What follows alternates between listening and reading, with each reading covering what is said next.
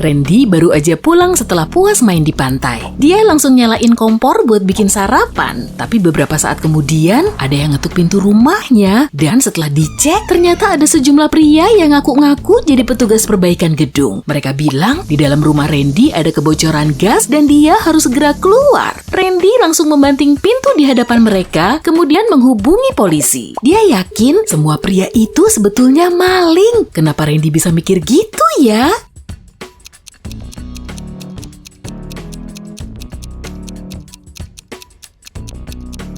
Dia cuma punya kompor listrik, bukan kompor gas. Jadi para maling itu pasti mau bikin Randy keluar dari rumahnya biar bisa menggasak semua barang berharganya. Keenam orang ini terjebak di pulau terpencil dan beberapa jam lagi akan ada helikopter. Tapi saat ini mereka harus makan dulu. Di situ cuma ada panci, sebotol air mineral, dan 5 kentang. Mereka mulai masak kentang itu untuk makan malam, tapi kelima kentang itu harus dibagi ke semua orang di situ. Dan keenamnya harus mendapat bagian yang sama rata. Tapi gimana caranya ya?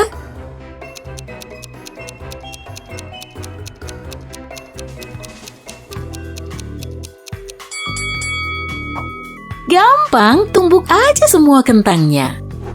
Pak sutradara yang satu ini seneng banget nyari sensasi. Dia bangga jadi bahan omongan banyak orang, meski mereka ngomongin hal negatif tentang dia. Suatu hari dia bikin film ecek-ecek supaya banyak orang membenci karyanya. Para kritikus dan penonton juga terus-terusan bilang kalau filmnya jelek, gak bisa diterima, nyeleneh, dan malu-maluin. Tapi si sutradara malah menikmati momen itu. Saat diundang di acara TV beberapa tahun kemudian, dia nanya ke presenternya, "Gimana tanggapan Anda soal film terakhir saya?" Si presenter cuma menjawab singkat dan ternyata jawabannya itu udah bikin si sutradara tersinggung. Memangnya dia bilang apa sih?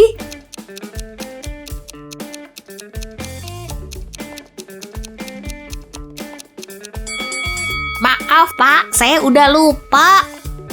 3 cewek ini lagi nongkrong di restoran sambil ngobrolin pesta. Saat pelayan datang, Jessica pesen makanan banyak banget dan Sarah cuma pesen jus cherry. Lucy kemudian ngeluarin apel dari tasnya dan mulai memakannya. Setelah nganterin jus cherry dan makanan Jessica, pelayan itu langsung pergi. Sarah mulai menikmati minumannya, tapi Jessica cuma ngeliatin makanannya. Salah satu di antara mereka ternyata bukan manusia. Menurutmu yang mana nih?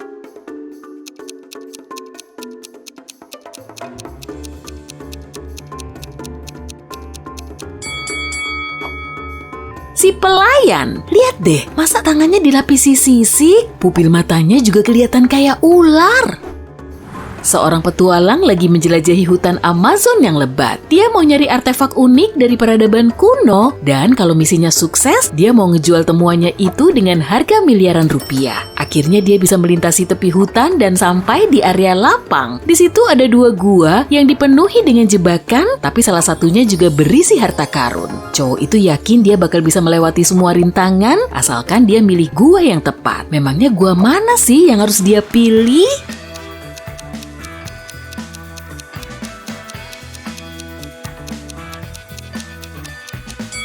Yang di sebelah kanan, pintu masuknya terhalang oleh sarang laba-laba. Berarti gua itu sudah lama nggak dimasuki kan? Para pemburu harta karun lainnya udah milih gua yang kiri, tapi mereka nggak pernah kembali lagi. Miko diajakin temennya untuk pesta bareng. Setelah sampai di lokasi, dia berkeliling rumah dan ngeliat 8 orang. Tapi ternyata dia belum ngeliat temennya itu. Rupanya dia udah salah masuk rumah. Tapi sebelum pergi, Miko baru nyadar kalau 3 tamu di situ ternyata android. Apa kamu juga bisa melihatnya?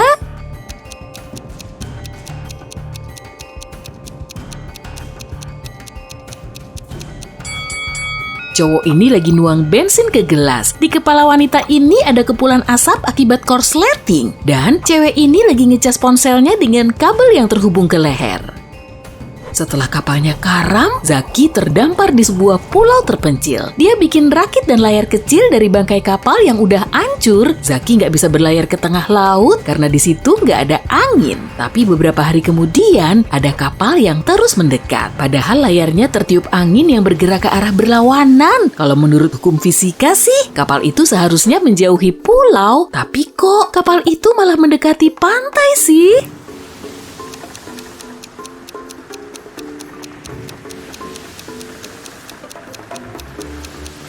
Ya iyalah, karena kapalnya ditenagai mesin.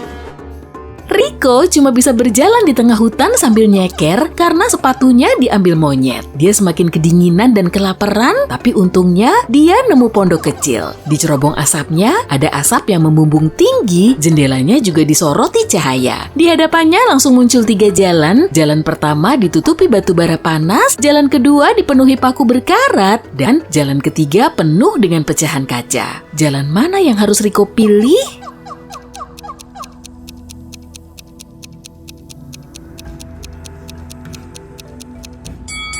Karena cuacanya lagi dingin, Rico bisa nunggu di dekat batu bara sambil menghangatkan badan sampai baranya mati.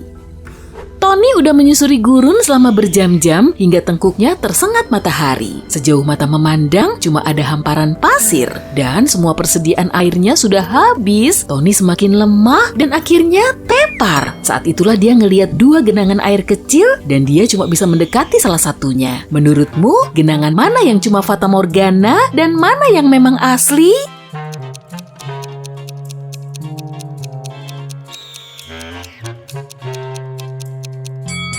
Genangan di sebelah kiri asli karena di atasnya ada gumpalan awan. Di situ ada hujan dan hujan itulah yang ngebentuk genangan itu.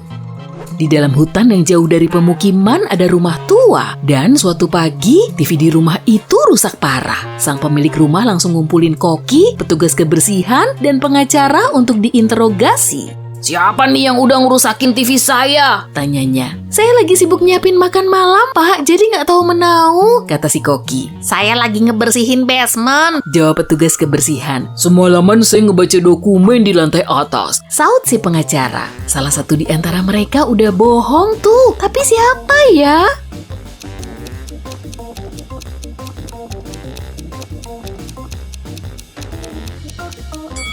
Si pengacara, dia bilang dia lagi di lantai atas, padahal rumah itu cuma berlantai 1.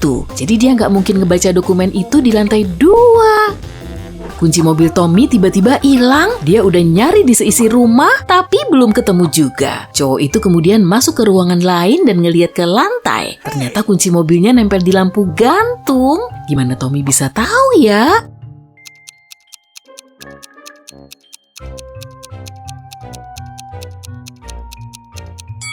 Lantainya bisa memantul. Pak dosen filosofi ini lagi ngadain ujian. Semua mahasiswa duduk di kursinya masing-masing sambil ngedengerin petunjuk sang dosen. Pecahin soal ini, kalian harus bisa membuktikan kalau semua yang terjadi di sekitar saya memang nyata. Dan saya dalam keadaan sadar. Siapapun yang bisa ngasih bukti meyakinkan akan dapat nilai tertinggi. Semua mahasiswa itu udah berjam-jam nulis jawabannya, tapi nggak ada satupun yang mendapat nilai bagus kecuali cewek ini. Di dalam esainya, dia nulis beberapa kata. Kira-kira kata apa ya yang dia tulis di situ?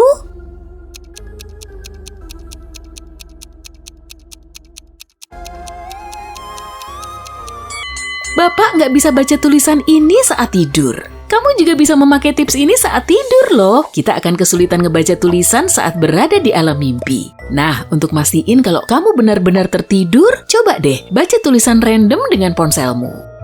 Rumah hantu ini terletak di kota X dan warga setempat gak ada yang berani dekat-dekat. Tapi suatu hari, 3 cewek dan 2 cowok ini akhirnya uji nyali di rumah itu sambil ngerekam aktivitas mereka. Dan setelah sampai di depan pintu, Robby malah gak mau masuk. Ketiga temannya kemudian masuk ke rumah angker itu dan Robby cuma di luar sendirian sambil ketakutan. Setelah nunggu teman-temannya selama beberapa menit, dia berencana mau nyari bantuan. Tapi tiba-tiba ada 4 cewek dan 1 cowok keluar lagi. Robby tahu kalau rumah itu berpenghuni dan dia langsung kabur dari situ. Gimana dia bisa tahu ya?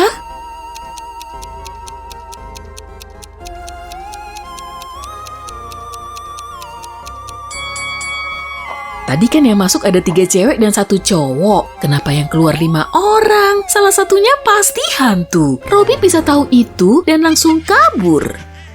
Malik lagi jalan di sepanjang trotoar sambil ngumpetin kedua tangannya di belakang. Kemudian ada mobil yang mendekat dari arah belakang dan saat itu ada genangan air di dekat Malik. Si pengendara makin mempercepat laju mobilnya dan pasti sebentar lagi tubuh Malik bakal basah kuyup tuh. Tapi selang beberapa detik, pengendara itu melambatkan mobilnya dan menjauh dari genangan. Kenapa dia nggak nerobos di atas genangan aja ya?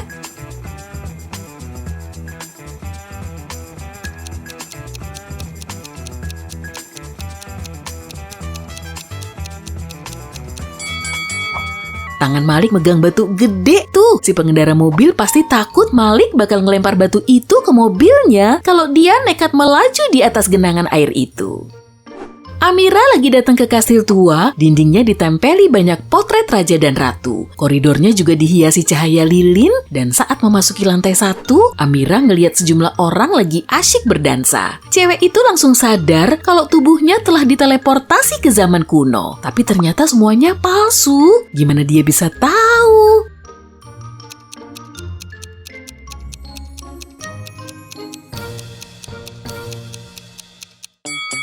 Ada kamera tersembunyi di sudut ruangan. Cewek ini juga memakai smartwatch di pergelangan tangannya.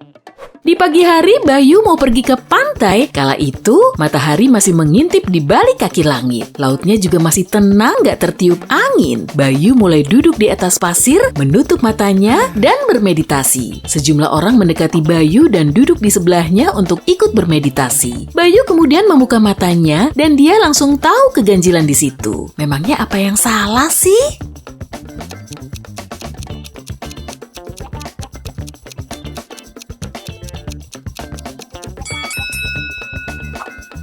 Lihat deh cara duduk Bayu dan ketiga orang ini. Tubuh mereka nggak nempel di tanah.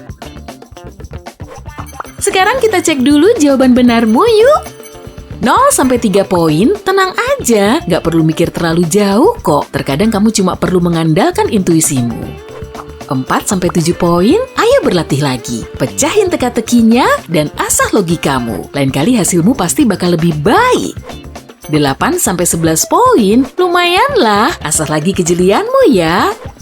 12-15 poin, wah kamu nggak gampang terkecoh dan jawabanmu selalu benar, keren. Tapi kamu perlu latihan lagi.